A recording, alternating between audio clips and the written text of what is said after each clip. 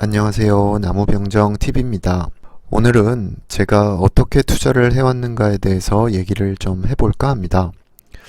저는 주식이나 부동산 투자 전문가는 아닙니다. 그런데 돌이켜보면 투자 관련해서는 나름대로 꽤 다양한 경험을 해왔던 것 같습니다. 주식뿐만 아니라 부동산, 암호화폐, 귀금속 등등 다양한 영역에서 말이죠.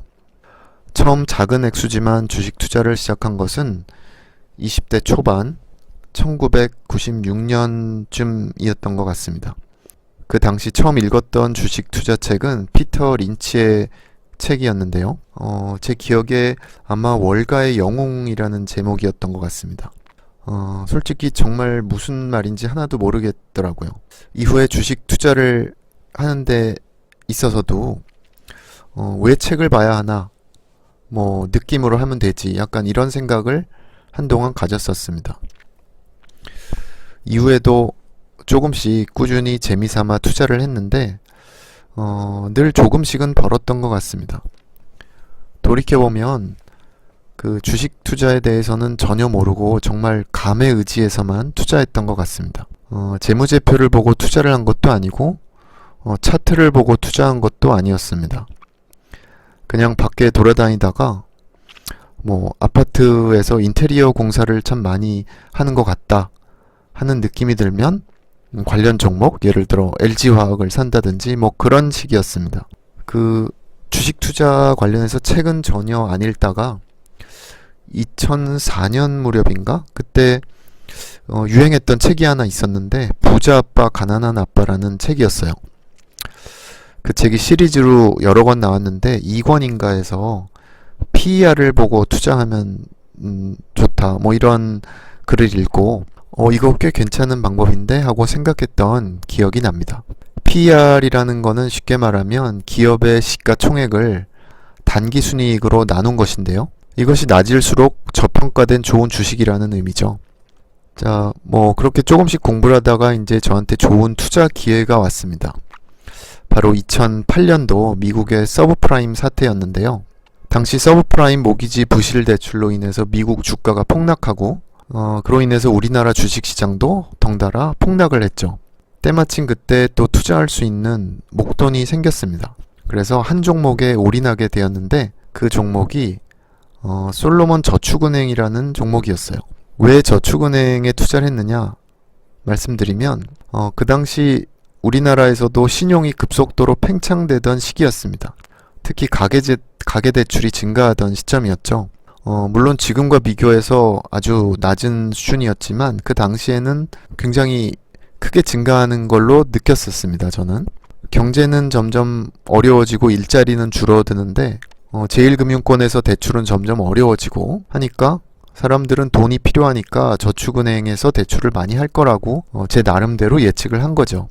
그리고 그 당시 한 가지 지표를 알게 되었는데요. 그게 PBR이라는 지표였습니다. PBR은 기업의 시가총액을 기업의 순자산으로 나눈 값이죠. 당시 제가 고른 종목을 보니까 PBR 값이 1보다 작은 거예요. PBR이 1보다 작다는 거는 회사가 가진 자산을 다 정리하면은 그게 지금 주가보다 더 많다는 얘기죠. 그걸 알고 나서 저는 이건 정말 너무 식은 죽 먹기 투자가 아니냐 이런 생각을 했었어요. 나중에 알고 보니 사실 꼭 그런 것만은 아닌데 그 당시에는 그렇게 생각을 했었습니다. 워낙 주가가 폭락한 상태에서 제가 운 좋게 매입을 했기 때문에 아니나 다를까 한 6개월쯤 지나니까 2배를 넘어서 3배까지 되더라고요. 기분이 좋긴 했지만 너무 갑작스러운 일을 겪으니까 무섭기도 하더라고요. 최고점에서 팔았어야 되는데 좀 욕심이 지나쳤는지 더 오를 것 같다는 생각에 기다리다가 기회를 놓치고 다시 떨어져서 한 2배 정도 오른 가격에 매도를 할 수 있었습니다. 주식 투자 규모가 큰 분들한테는 그렇게 큰 돈이 아닐 수도 있겠지만 그 당시 저한테는 굉장히 큰 돈을 벌 수 있었어요. 그래서 그 돈으로 아주 작은 그 재개발 지역의 어떤 집에 또 투자를 해서 나중에 또 약간의 돈을 벌기도 했습니다. 주식 투자에서 중요한 것 중에 하나는 꼭 어느 정도 현금은 가지고 있어야 된다는 생각이 듭니다. 그때도 마찬가지고 요즘도 마찬가지. 요즘은 특히 변동성이 심한 그런 상황이기 때문에 주기적으로 이렇게 폭락장이 오는 것 같아요. 그래서 그런 기회를 잡기 위해서는 항상 어느 정도의 현금은 가지고 있는 게 좋다라는 생각이 듭니다. 그 당시 저 같은 초짜가 주식 투자에서 성공한 것은 사실 거의 90% 이상 운 때문인데요. 그게 운 때문인지 모르고 실력 때문이라고 착각을 하게 되면은 결국은 깡통을 차게 된다는 것을 이후에 배우게 됐죠. 주식 투자에서 운 좋게 성공하는 건 마치 도박장에서 초짜에게 처음 돈 따게 해줘가지고 호구를 만드는 것과 같다는 거를 나중에 알게 됐습니다. 그런 정말 운 좋은 성공 때문에 저는 야, 나는 주식이 좀 되는 놈인가 보다 하는 생각에 이후에 전세금도 다 빼서 주식에 올인을 하게 됩니다. 집은 이제 월세로 들어가고요. 자, 여기서 중요한 걸 한 가지 말씀드리면 절대로 주식 투자는 빚을 내서 하면 안 됩니다. 집을 팔아서 한다든지 아무리 기회가 좋다고 하더라도 뭐 전세금을 빼서 주식 투자를 한다든지 저같이 그러면 절대 안 됩니다. 만약 나는 주식을 해서 반드시 돈을 벌어야 돼, 뭐 이런 마음가짐으로 주식을 하면 반드시 돈을 잃게 되어 있어요. 돈을 벌어야 한다는 간절한 마음으로 주식을 하게 되면 자신의 희망과 실제 현실을 구분하지 못하게 됩니다. 그래서 주식해서 돈을 못 벌어도 그냥 어느 정도 지키기만 하면 된다는 좀 여유스러운 마음가짐으로 주식 투자를 해야 판단력도 흐려지지 않고 좀 냉정하게 시장을 바라볼 수 있게 되는 것 같습니다. 아무튼 그 이후의 스토리는 좀 예측을 하실 수 있겠죠? 한번 성공하면 기업도 그대로 하다가 다음번에 망한다고 하잖아요. 이번에 이제 액수를 키워서 똑같은 방식으로 저축은행에 들어가게 된 거죠. 그때가 2011년도인가 그랬습니다. 근데 그때 무슨 일이 있었느냐 하면 남유럽 국가들에서 재정위기가 발생합니다. 그리스가 대표적으로 심각했었죠. 참고로 그때 유럽 재정위기는 지금도 진행형이니까 항상 이태리 같은 나라의 경제 상황을 잘 관찰해야 한다고 봅니다. 우리나라는 미국이나 유럽에 큰 사건이 나면 같이 낭떠러지로 떨어지는 시장입니다. 그래서 주의 깊게 외국의 상황을 봐야 된다는 거죠. 그 당시 우리나라는 경제가 좋지도 않았지만 그렇다고 아주 심각한 상황도 아니었는데 그 유럽에서 워낙 그렇게 큰 사건이 나니까 이명박 대통령이 갑자기 그 저축은행들을 정리를 하기 시작합니다. 저축은행 중에서 재정이 건전하지 않은 저축은행들을 그냥 영업 정지를 시키죠. 강제로. 그거에 대해서는 좀 억울한 부분도 있고 할 말도 많지만 지난 일이니까 그냥 넘어가도록 하죠. 그때 그 가지고 있던 3개의 저축은행들이 영업정지를 당해요. 참 지금 생각해도 끔찍한데 그 당시는 정말 그 혼이 빠지는 줄 알았습니다. 거의 뭐 전 재산을 다 넣었는데 그렇게 이제 점점 휴지 조각으로 변해가는 거를 매일매일 지켜봐야 됐죠. 그게 그냥 이제 완전히 그 거래가 중지되는 게 아니라 계속 장에서 거래는 되는데 매일 이제 장이 열리면 하한가로 내려 꽂혀서 팔리지도 않고 아무도 안 사니까요. 그렇게 이제 바라보기만 하다가 또 그 다음날 가서 똑같은 일이 벌어지고 이렇게 며칠이 계속 되는 거예요. 자포자기 상태였다가 그래도 호랑이한테 물려가도 정신만 바짝 차리면 산다라는 말이 있지 않느냐, 뭐 이런 생각을 하면서 어떻게든 팔려고 하루 종일 그 모니터 보고 노력하다 보니까 기적적으로 어떻게 조금 건져서 빠져나오긴 했지만 상당히 타격이 컸습니다. 그때 주식시장이 얼마나 무서운 곳인가를 처음 느꼈죠. 왜 주식하다가 돈을 잃으면 한강에서 뛰어내리는지 뭐 그 기분이 이해가 되더라고요. 하루에 뭐 몇천씩 막 숫자가 모니터에서 떨어지는데 팔리지도 않고 그냥 바라보니까 더 괴롭더라고요. 돈이란 게 그냥 컴퓨터의 숫자에 불과한데 아주 쉽게 그냥 사라져버릴 수도 있구나. 그 돈이 어디로 가버린 걸까? 뭐 이런 여러 가지 생각이 많이 들더라고요. 직장에 앉아서 있었지만 그냥 눈앞이 노래지는 그런 상황이었습니다. 아, 이런 게 자본주의구나, 이런 게 정글이구나 하는 생각이 들었습니다.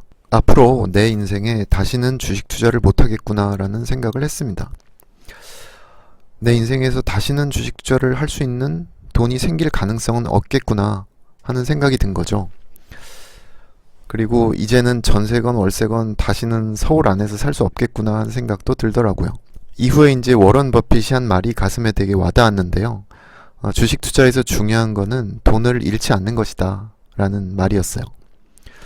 돈을 벌 생각을 하기 전에 돈을 잃지 않을 방법을 먼저 좀 생각을 했어야 되는데 욕심만 앞서서 안전장치 없이 그냥 무모하게 뛰어들었던 거죠. 제가 앞에 영상들 중에 그 분산 투자가 어쩌고 저쩌고 하는 영상이 하나 있는데요. 이제 그게 바로 이제 이러한 그 맥락에서 나온 이야기였습니다. 그리고 이후 몇 년은 뭐 당연히 주식에 대해서 잊고 직장 다니면서 어떻게 살아가게 되었죠. 그리고 그때 이제 좀 정신을 차리고 내가 왜 이렇게 실패했을까 생각을 해보니까 당시 주식시장에 대해서 내가 너무 교만하게 접근했다 하는 생각을 하게 되었습니다. 주식 투자에 대해서 제대로 공부도 안 하고 뭐 PBR 같은 아주 기초적인 지표만 가지고 또 시장 변화에 대한 단편적인 그리고 주관적인 판단만 활용해서 주가가 오르기를 막연히 기대하고 그 기대가 현실인 양 착각하면서 주식 투자를 했다는 걸 알게 된 거죠. 제대로 공부도 안 하고 투자를 하기에 주식시장은 너무도 무서운 곳이라는 거를 뼈저리게 느꼈습니다. 그때 배운 게 여러 가지가 있었는데 그 중에 하나는 재무제표를 보지 않고 투자하는 거는 정말 어리석은 일이지만 너무 재무제표만 믿어서도 안 된다는 것입니다. 그때 저축은행들이 대규모로 그 PF 대출이라고 이제 프로젝트 파이낸싱 대출을 했는데 그 과정에서 투명하지 않은 회계를 해가지고 실제 자산보다 장부 가치가 부풀려져 있었던 거예요. 또 여러 가지 이유로 사실 장부상 숫자는 합법적인 범위 내에서도 약간의 조작이 가능합니다. 그렇기 때문에 너무 재무제표만 믿어서도 안 된다. 그리고 배운 중요한 것 중에 하나는 돈을 벌지 못하는 기업에 투자하면 안 된다는 것입니다.